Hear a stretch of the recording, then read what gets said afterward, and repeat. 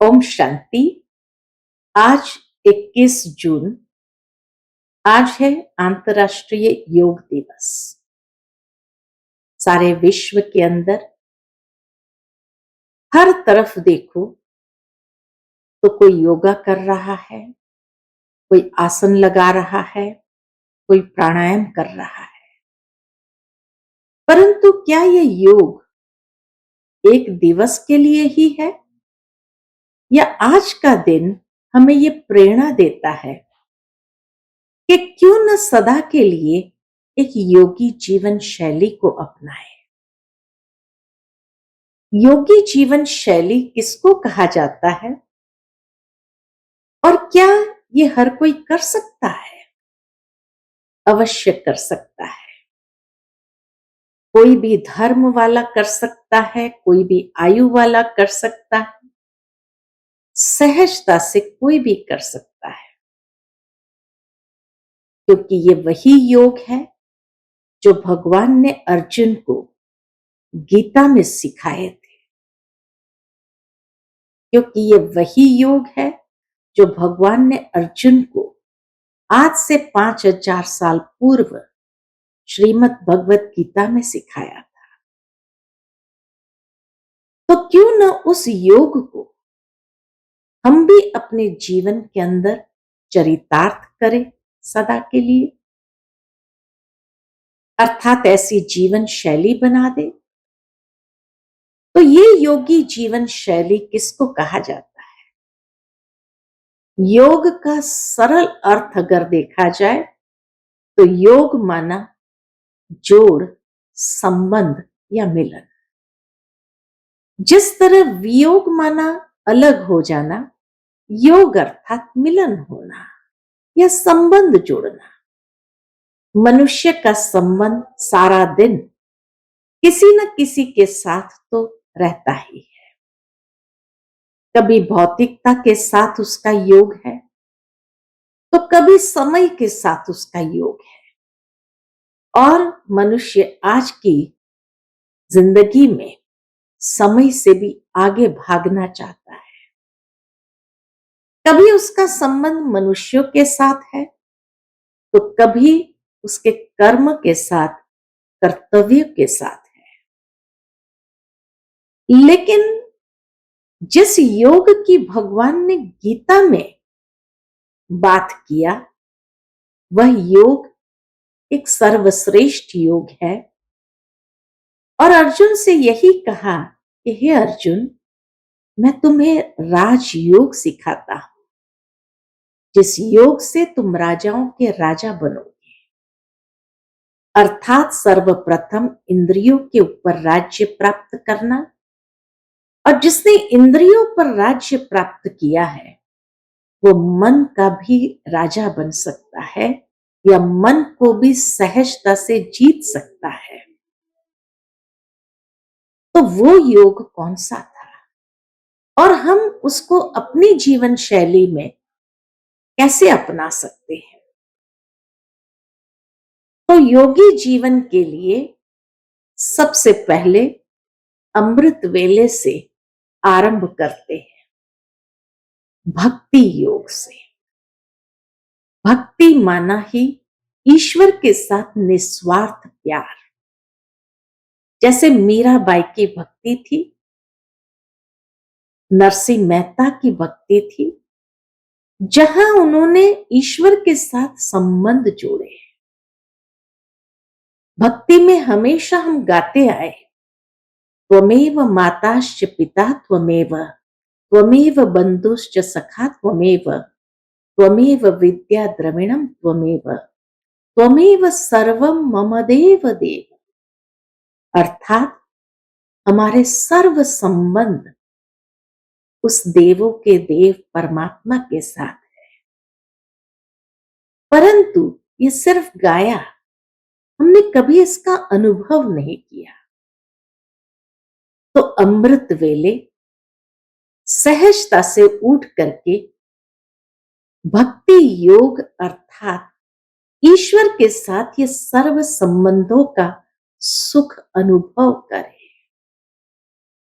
हर संबंध का अति मीठा सुखद सुकून का अनुभव होता है, लेकिन हमने कभी इस सुखद अनुभव को प्राप्त नहीं किया।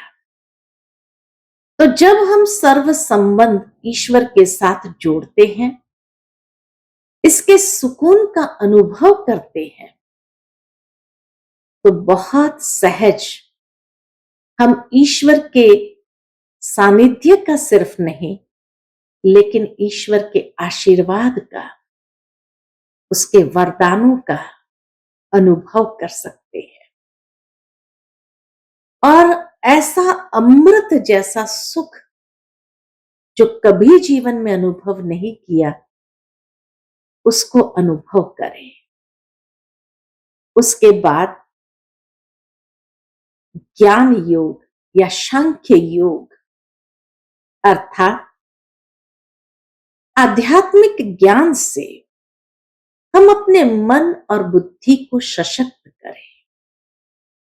आज मनुष्य की जीवन शैली में तनाव, क्रोध,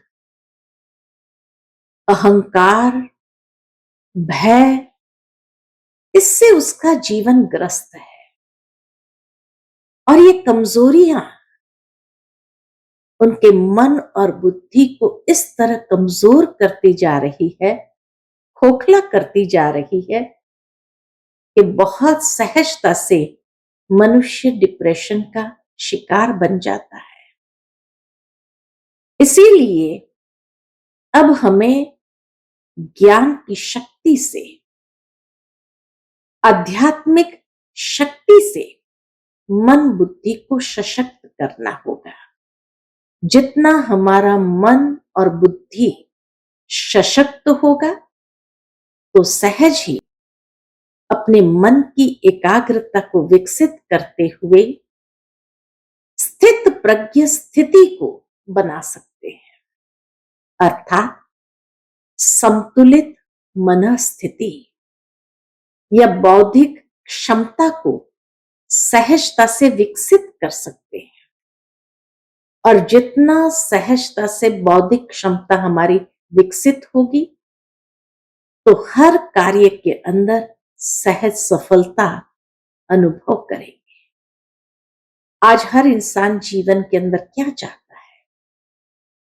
सफलता ही प्राप्त करना चाहता है, या जीवन के अंदर हर कार्य क्षेत्र में ऐसे सफल होकर के एक शिखर पर पहुंचना चाहता है। ठीक इसी तरह अगर वो प्राप्ति करना चाहता है, तो उसके लिए मन बुद्धि इतना शक्तिशाली, सशक्त और सकारात्मक बनाने की जरूरत है। आध्यात्मिक प्रज्ञा, आध्यात्मिक ज्ञान, स्पिरिचुअल विजडम ही हमारे अंदर वो स्पिरिचुअल मैच्योरिटी को विकसित करती है, जिससे हमारा दृष्टिकोण बदल जाता है और हर बात के प्रति सकारात्मक दृष्टिकोण को अपना सकते हैं। जितना सशक्त, शक्तिशाली, स्वस्थ और सकारात्मक दृष्टिकोण होगा, तो कोई भी बात जीवन में आए, वो बात हमें कमजोर नहीं कर सकती है, हमें तोड़ नहीं सकती है, लेकिन हर बात को सहजता से पार करने की क्षमता हम अपने अंदर विकसित कर सकते हैं। तो भक्ति योग से आरंभ करते हुए ज्ञान योग से स्वयं को सशक्त करें, और फिर ध्यान योग अर्थात जब कर्म में आओ तो ध्यान रखे, हर कर्म के प्रति हमारा ध्यान हो, अटेंशन हो। कर्म कैसे करना है, क्योंकि कर्म योगी बनना है, हमें कोई कर्म सन्यासी नहीं बनना है। भगवान ने भी अर्जुन को कहीं पर भी कर्म सन्यास करने की प्रेरणा नहीं दी, लेकिन दूसरे अध्याय में ही कर्म योग की प्रेरणा दी। कि कर्म करो तो कैसे करो, स्वधर्म में स्थित होकर कर्म का आचरण करो।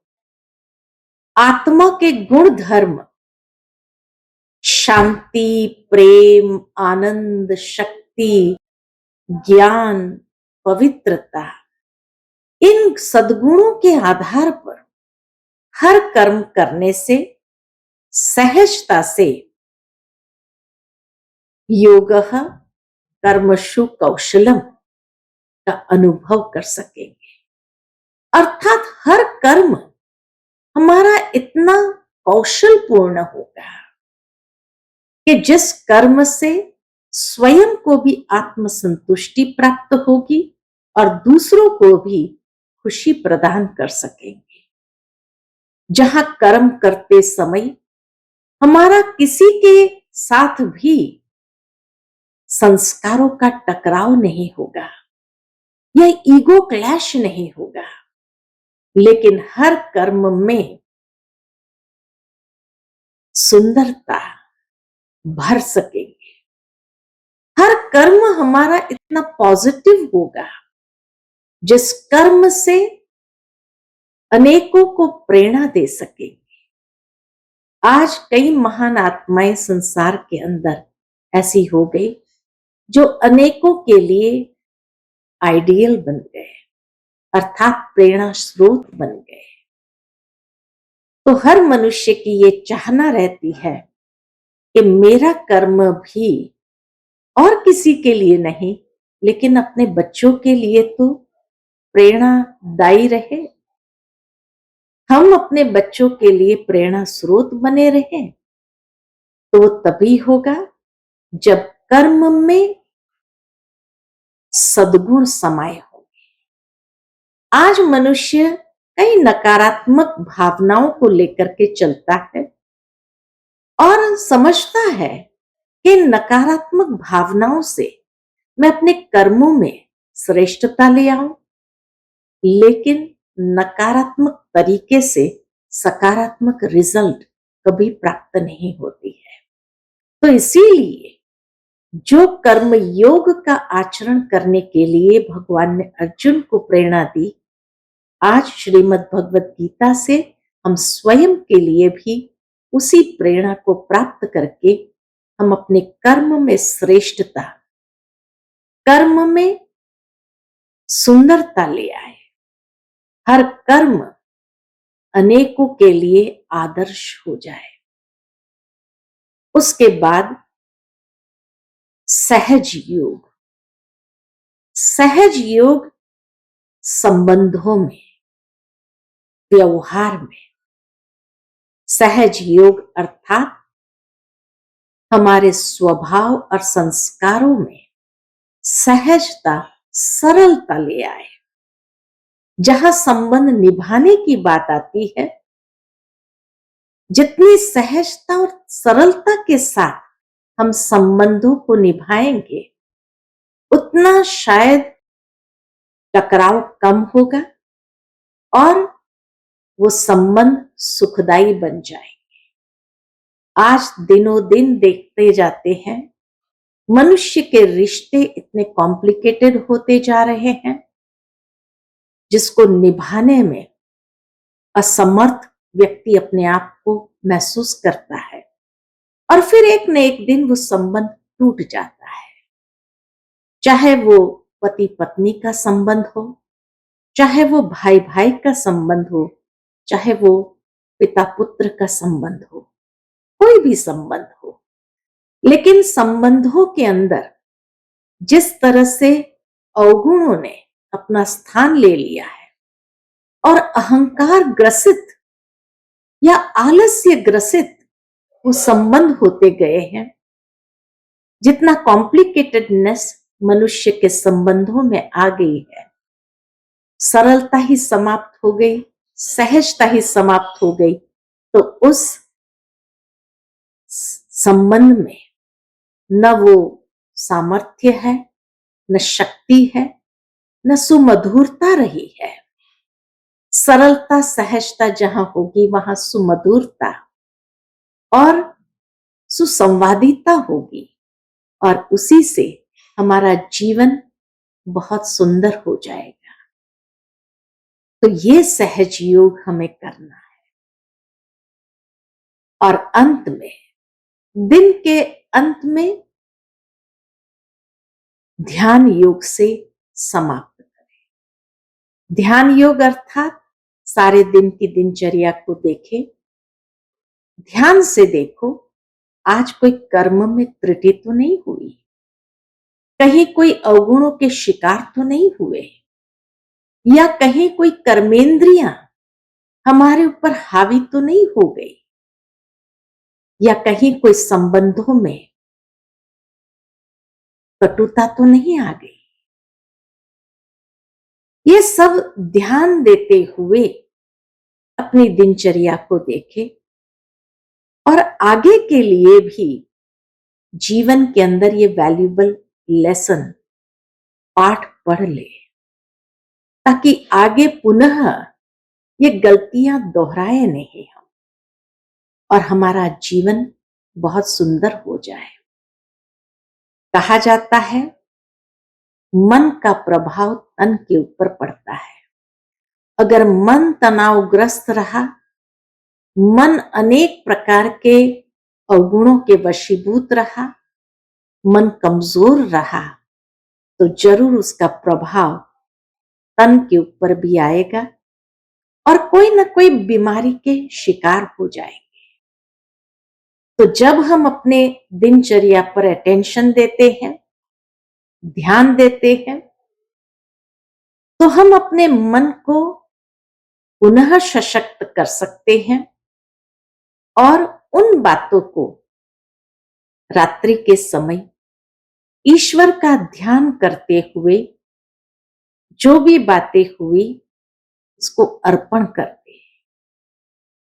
जितना ईश्वर को अर्पण करते हुए अपने मन को हल्का करते, जिस तरह घर में कोई बड़े बुजुर्ग होते हैं, बच्चे काम धंधे को संभालते हुए कई प्रकार की बातों के शिकार भी होते हैं, आकर के वो बड़ों को जब सुना देते हैं आज ये नफा नुकसान हुआ, सारे दिन का पोतामिल दे देते हैं, तो जरूर है बड़े भी यही आश्वासन देते हुए कहते हैं कोई बात नहीं, हम देख लेंगे, तुम आराम से सो जाओ। ठीक इसी तरह ईश्वर को भी सारे दिन का नफा नुकसान हम सौंप दे, अर्पण कर दे और अपने मन को हल्का करके उसी की गोद में सो जाए। जब ऐसा ईश्वर के साथ सानिध्य होगा और उसके प्यार में समा करके सो जाएंगे, तो दूसरे दिन सुबह उठना सहज होगा और कोई भी पुराने बातों को लेकर के उठेंगे नहीं, क्योंकि तब तक उसने संभाल लिया होता है। इसको कहा जाता है योगी जीवन शैली। और ऐसी योगी जीवन शैली को जब अपनाते हैं तो सदा स्वस्थ, मन स्वस्थ नहीं, तन स्वस्थ नहीं, लेकिन हर संबंध स्वस्थ होगा, हर कर्म हमारा सुंदर सकारात्मक होगा और इस तरह हमारी जीवन शैली बहुत सुंदर हो जाएगी। कभी कोई रिश्तों में उलझन नहीं होगी, कभी कोई कर्मों की उलझन नहीं होगी, लेकिन सहजता से श्रेष्ठ कर्म स्वतः होने लगेगा। और इस तरह से योगी जीवन शैली निरोगी जीवन शैली है। भोगी जीवन शैली अनेक प्रकार के रोगग्रस्त जीवन शैली है।